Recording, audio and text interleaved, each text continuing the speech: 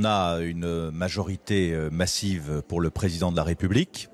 C'est logique avec les institutions de la Ve République, mais nous aurons à l'Assemblée des parlementaires, notamment de LR et de l'UDI, qui seront vigilants, critiques, constructifs, mais j'allais dire que ça ne me concerne pas puisque je ne siégerai plus à l'Assemblée nationale.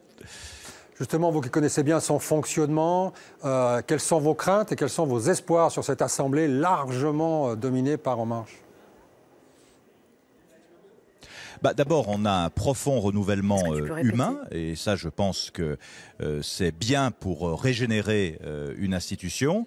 Ensuite, je ne sais pas s'il y aura ou pas une réforme de l'Assemblée nationale. Pour l'instant, le gouvernement et le groupe majoritaire tout nouvellement constitué n'a pas encore dit. Moi, ça fait longtemps que j'appelle à une réforme profonde du Parlement, puisque la façon dont il fonctionne a été imaginée au XIXe siècle. Nous sommes au XXIe siècle. Les procédures sont très longues.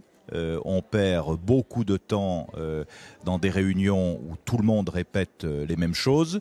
Les sites internet évaluent les députés sur le nombre de questions posées, sur le nombre de propositions de loi qui ne verront jamais le jour. Tout ceci est obsolète. Donc j'espère que tout le monde, et y compris mes collègues qui siègent au groupe des Républicains, auront le courage aussi de réformer le Parlement qui, dans son fonctionnement actuel, ne correspond pas à la société d'aujourd'hui. Un mot sur votre engagement et votre rôle dans la probable refondation des Républicains ? Alors d'abord, je voudrais dire, s'agissant de la Savoie, que je suis très heureux de l'élection de Vincent Rolland, qui ne la doit qu'à lui-même. Donc c'est une transmission qui s'est passée dans de bonnes conditions, dans des circonstances difficiles. Il fait 57%, c'est le député le mieux élu de Savoie et même des pays de Savoie dans notre sensibilité. Donc un grand bravo à Vincent Rolland.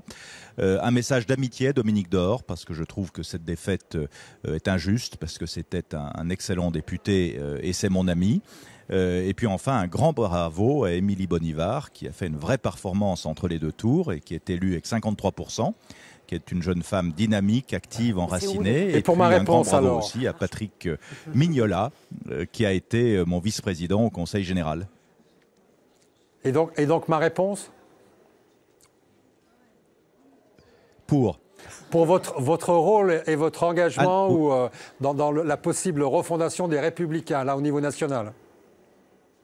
Écoutez, on va être les Républicains vont être confrontés à un nouveau contexte, puisque le groupe parlementaire sera plus important que tout le monde l'anticipait entre les deux tours. Donc je pense qu'il faut saluer cette belle victoire. Alors j'ai pas les chiffres précis en tête, vous les avez sans doute, 120 à 130 députés, je pense. En tout cas, c'est un groupe qui va peser et c'est très bien ainsi. Après une défaite électorale, il faut toujours se poser des questions et je pense que ce moment va maintenant venir. Je reste dans la vie publique, je suis président du conseil départemental de la Savoie et je dirai ce que j'ai à dire dans cette recomposition.